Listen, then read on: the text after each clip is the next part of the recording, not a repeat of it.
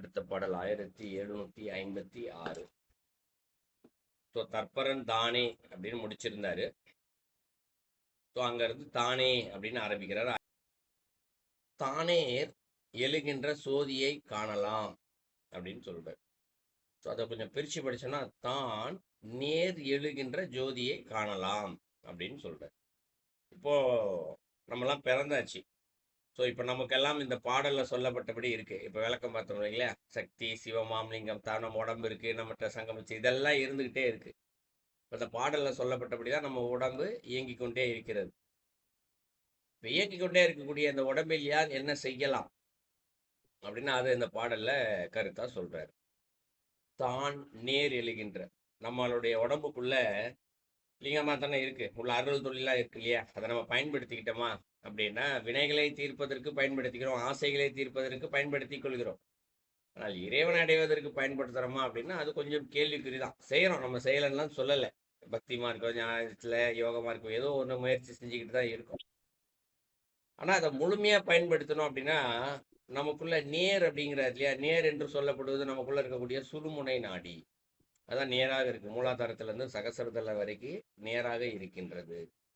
அது தான் நேர் அப்படிங்கிறது. தான் நேர்னா என்ன, தமக்குள்ளே தானாகவே இருக்கின்ற. ரெண்டு விஷயம் எடுத்துக்கலாம். தான் என்றது தமக்குள் இருக்கின்றன்னு எடுத்துக்கலாம், தானாகவே இருக்கின்ற அப்படின்னு எடுத்துக்கலாம். ஏன்னா பிறக்கும் போதே உள்ள இருக்கே, இவருக்கு மட்டும் கிடையாது அப்படின்னு நம்ம யாருக்காவது சொல்ல முடியுமா? பிறக்கும் போதே பலர் ஊனமா பிறக்கிறவங்க இருக்காங்க. கண் இல்லாமல் கால் இல்லாமல் கை இல்லாமல் இருப்பவர்கள் பல பேர் இருக்கிறார்கள். ஆனால் இவருக்கு சுழுமுனை நாடி கிடையாது இப்போ நம்ம யாருக்காவது சொல்ல முடியுமா? கிடையாது, எல்லாருக்குமே இருக்கு. இப்போ தான் நேர் இருக்குன்னா தானாகவே இருக்கின்ற, தமக்குள் இருக்கின்ற. அது என்ன செய்யுது, எழுகின்ற ஜோதியை காணலாம் அப்படின்னு சொல்றாரு. அப்போ உள்ளே இருக்கக்கூடிய ஏற்கனவே சதாசிவன் இருக்காரு, அருள் தொழிலை செஞ்சுக்கிட்டே இருக்காரு. நம்ம சாதகத்தை செய்து சரியாக நாம் அவரை பயன்படுத்தி கொண்டோமே ஆனால் உள்ள இருக்கக்கூடிய மூலாதாரம் ஆனது கிளம்பிவிடும். ஸோ அது கிளம்பிச்சுன்னா எங்கே போய் நிற்கும், நேராக சகசர தளத்துக்கு போய் நிற்கும். சாதகத்தை தொடர்ந்து விடாமல் செய்து கொண்டே இருக்கும்போது சகசர தளத்தில் போய் நிற்கும். ஸோ அங்கே நிற்கும்போது அங்கே இருக்கக்கூடிய ஜோதியை நாம் காணலாம். அப்படி ஜோதியை காண்றோம். அதுக்கப்புறம் என்ன நடக்குது, பான்னேர் எழுகின்ற ஐம்பதம் வந்திடில் அப்படின்னு சொல்றாரு. இந்த பான்னேர் அப்படின்னு சொல்றாரு. பான்னேர் அப்படின்னா பான் சொல்லப்படுறது நேரடியாக அதற்கு தமிழ் சொல் கிடையாது, தமிழ் பொருள் கிடையாது. பான் என்று சொல்லப்படுவது தமிழ்தான், ஆனால் அதற்கு நேரடியாக ஒரு பொருளை குறிக்கிறது. அதாவது ஒரு வினையச்ச விகுதி அப்படின்னு சொல்லுவாங்க தமிழ். நேரடியாக ஒரு பொருளையோ கருத்தையோ அது குறிக்காது. அப்ப அந்த ஜோதி ஒண்ணு எழுது இல்லையா, அது எழுகின்றது ஒரு செயல். தொடர்ந்து சாதகம் செஞ்சுக்கிட்டே இருக்கும்போது ஒரு குண்டலினி சக்தியானது மூலாதாரத்திலிருந்து நேராக அது பயணப்பட்டுக்கிட்டே இருக்கும், மேலே கீழே அது பயணப்பட்டுக்கிட்டே இருக்கும். அப்பொழுது அது ஒரு செயலாக இருக்கின்றது. அந்த செயல் எப்படி இருக்குன்னா நிற்காமல் நடந்து கொண்டே இருக்கின்றது. எப்படி மூச்சு காத்து நம்ம நிற்காம நடந்துகிட்டே இருக்கு, தானாவே தன்னிச்சையாக மூச்சு காத்து நடந்துகிட்டே இருக்குல்ல. ஏதாவது ஒரு வினாடி மனுஷன் இந்த நேரம் வந்து அவர் மூச்சு காத்து விடுறத நிப்பாட்டா இருப்பா, அவருக்கு கொஞ்ச நேரம் ரெஸ்ட் எடுக்கிறதுக்காக நிப்பாட்டா இருப்பா, நம்ம சொல்ல முடியுமா? இல்லை. நாம வீம்புக்கன்னா மூக்கை மூடிக்கிட்டு வேணா இருக்கலாம், குளிக்கும் போதோ இல்லை தண்ணிக்குள்ளே போகும்போது ஏதோ மூக்கை மூடிக்கலாம். அப்போ கூட என்ன ஆகுது, மூச்சு காற்றை உள்ளே அடக்கித்தான் வைத்திருக்கின்றோம். யாராலையுமே மூச்சு காத்த உள்ளுக்குள்ள வயிற்றுக்குள்ள அடக்கி வச்சுட்டு ஒரு 10-15 வினாடி கூட இருக்க முடியும். ஆனால் மொத்த மூச்சு காத்தையும் வெளியில விட்டுட்டு மூக்கை மூடிக்கிட்டு நான் ஒரு 10 செகண்ட் இருக்கேன்னா இருக்க முடியாது. அப்படியே திணறி போவோம், உள்ள உடம்பு அவ்வளோ தூரம் பாதிக்கிறது நமக்கே தெரியும். அப்படியே முதல்ல மூக்கை கையில எடுத்துரும். இப்போ மூச்சு காத்து உடம்புக்குள்ள இருந்தாலும் அது ஏதோ ஒரு வகையில் நமக்கு சக்தியை ஆற்றலை கொடுத்து கொண்டுதான் இருக்கு, தன்னுடைய செயலை செஞ்சுக்கிட்டு தான் இருக்கு இந்த இடத்துல. ஸோ வினாடி நேரம் குறையாமல் ஒரு வேலை மூச்சு காத்து செஞ்சுக்கிட்டே இருக்கிற மாதிரி இந்த குண்டலினி சக்தி என்ன செய்தான், மூலாதாரத்துல இருந்து கிளம்புறது, அது தன்னுடைய ஆற்றலை கீழே இருந்து மேலே போற வேலையை அது செஞ்சுக்கிட்டே இருக்கு. ஒரு வினாடி கூட நான் நிப்பாட்டிட்டேன், கொஞ்ச நேரம் நான் அந்த சக்கரத்தை நின்றுக்கிறேன், கொஞ்ச நேரம் கழிச்சு நான் மேலே சக்கரத்துக்கு போறேன்னு அது சொல்றது இல்லை. அதைத்தான் இந்த இடத்துல பான்னேர் எழுகின்ற அப்படிங்கிறது. ஸோ நிற்காமல் செல்லுகின்ற ஒரு செயல். அப்படி செய்து கொண்டே இருக்கும் பொழுது அதுவும் நேர் எழுகின்ற அப்படின்னு சொல்லலையா, பான் என்பதற்கு அது பொருள். நேர் எழுகின்ற அப்படின்னா அது என்ன செய்தான், ஒரு சக்கரத்துலேயும் அப்படியே சரிசமமாக நின்றுக்கிட்டே போய்கிட்டே இருக்கான் அந்த ஆற்றல். நான் இந்த சக்கரத்தில் கொஞ்சம் அதிகமாக நின்றுக்கிறேன், இந்த சக்கரத்தை கொஞ்சமாக அது ஆற்றல் கொடுக்குறேன் அப்படிலாம் கிடையாது. எல்லாவற்றுக்கும் சரிசமமாக குண்டலினி சக்தியானது கீழிருந்து மேலே கிளம்புகின்றது.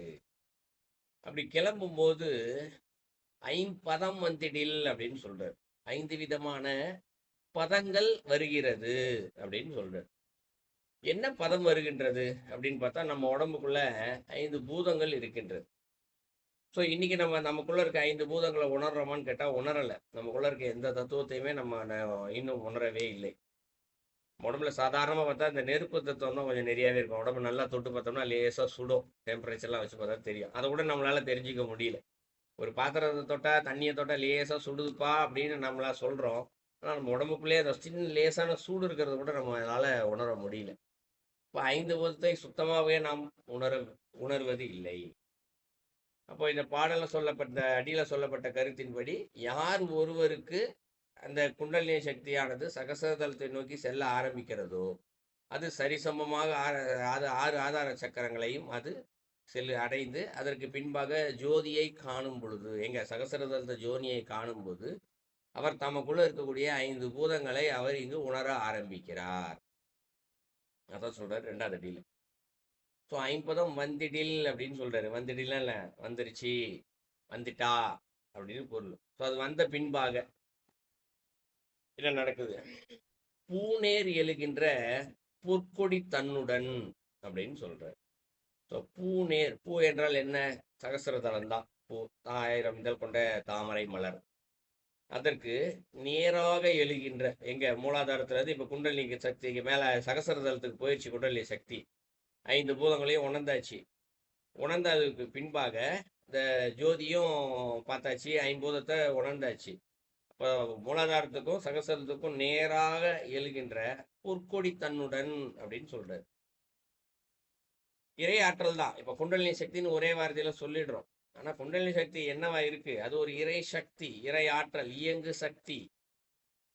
அந்த இயக்கு சக்தி எப்படி இருக்கான்? பொற்கொடியாக இருக்கின்றதாம். இந்த பொற்கொடி அப்படின்னு சொல்லப்படுறது, பொன் என்றால் பிரகாசித்தல், பொன் போல் பிரகாசித்தல். அப்படியே அப்ப என்ன செய்தான் அது? இப்ப நம்ம இங்க இருந்து பாக்குறோம், இன்னொரு நமக்கு முன்னாக ஒரு மனிதர் வராரு, இல்லை மரமோ செடியோ கொடியோ எதையோ பார்க்குறோம். நமக்கு மரமாக தானே தெரிகிறது. ஏன்? மாயம் மூடி இருக்கு. மாயை என்று சொல்லப்படுவது இருட்டு. இருட்டுக்குள்ள தான் நம்ம பார்க்குறோம். இந்த சாதாரண கரண்ட் வெளிச்சத்தில் தான் பார்க்குறோம், லைட் வெளிச்சத்தில் பார்க்குறோம், இல்லை சூரிய வெளிச்சத்தில் பார்க்குறோம். இப்படி பார்த்தாலும் நாம் மாயை என்ற ஒரு கண்ணாடியை போட்டுக்கொண்டு தான் பார்க்கின்றோம். ஸோ இருட்டில் பார்க்கும்போது எந்த பொருள் எப்படி தெரியும்? இருட்டாகத்தான் தெரியும்.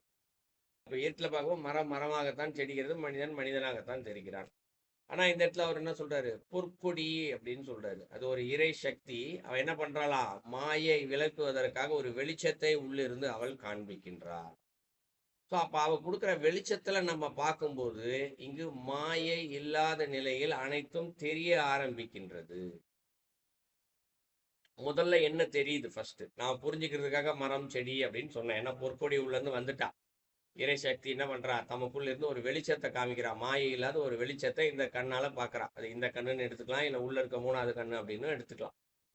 அதில் நாம் பார்க்கும் பொழுது என்ன தெரியுதா? முதல்ல தானே எழுந்த அகாரம் அது ஆமே அப்படின்னு சொல்றாரு. அப்ப என்ன தெரியுது? அகாரம் அப்படின்னு சொல்ற. அகாரம் என்பது என்ன? ஒரு 2 வகுப்பு முன்னாடி நிறைய விளக்கமா பார்த்திருந்தோம். ஓங்காரம் ஆ ஊயும் தான். இது ஆரம்ப நிலையில் இருக்கக்கூடியது அகாரம். இப்ப நம்ம உடம்புக்குள்ள ஓங்கார தத்துவத்தின் ஆரம்ப நிலையை அவர் உணர்ந்து கொள்ள ஆரம்பிக்கின்றார். அதான் தானே எழுந்த அப்படிங்கிறார். அப்போ உள்ளுக்குள்ள தானாவே எழுது ஓங்காரம். இவர் வந்து தனியா நமக்குள்ள ஓங்காரம் எங்க இருக்கு? சத்தம் மூச்சுக்காத்தோட அசபையா போய்கிட்டு இருக்குன்னு படிச்சிருக்கோம். ஓங்கார சத்தம் நம்மளுடைய உந்தின்னு சொல்லி படிச்சிருப்போம். திருவந்தத்துல உந்தியில இருந்து ஆரம்பிக்குது அப்படின்லாம் படிச்சிருப்போம் ஓங்கார சத்தம். அந்த சத்தம் தானாவே உள்ளிருந்து எழுவதை அவரால் கேட்க முடிகிறது. தானே எழுந்து அகாரம் அது ஆமே. எழுந்துச்சு அகாரம், எழுந்து சத்தத்தை ஒரு கேட்கிறாரு. ஸோ கேட்பது என்பது ஆரம்ப நிலை தான். அப்புறம் என்ன ஆகும்? அதுவே உகாரத்தை தெரிய வைக்கும். அப்புறம் முழுமையாக ஓங்கார சத்தத்தையே அது தெரிய வைக்கும். ஓங்கார சத்தத்தை முழுமையாக தெரிந்து கொண்டாலே இங்கு பிரம்மத்தை உணர்ந்து கொள்ளலாம். இதுதான் ஆத்ம விசாரம்னு சொல்லுவோம். தனக்குள்ள இருக்கக்கூடிய ஜோதியை தானே இறைவன் என்ற நிலைக்கு போவதற்கான ஒரு ஸ்டெப் பை ஸ்டெப்பா சொல்லிக்கிட்டே வர்றாரு. இது ஆரம்ப நிலையில சொல்லியிருக்க. அப்ப நாலடிக்கும் சேர்த்து பொருள் பார்த்தோம் என்றால், இந்த ஆத்ம லிங்கமாக நம்ம உடம்பு இருக்குது, உடம்புக்குள்ள இறை ஆற்றல் இருக்குது, இதெல்லாம் படித்தோம் போன பாடல. அதில் இருந்து அந்த உடம்பை பயன்படுத்தி நமக்குள்ளே இருக்கக்கூடிய ஜோதியை நம்மால் காண முடியும். ஜோதியை காணும்போது நம் உடம்பில் இருக்கக்கூடிய 5 பூதத்தை நம்மால் உணர முடியும். 5 பூதத்தை நாம் உணர்ந்து விட்டால் நமக்குள் இருக்கக்கூடிய அந்த குண்டலினி சக்தி ஆற்றலானது இறை ஆற்றல் மாயை விளக்கிய நிலையில் ஒரு வெளிச்சத்தை கொடுத்து, நமக்கு இருளை விளக்கி வெளிச்சத்தை கொடுத்து உண்மையை காண வைக்கும்.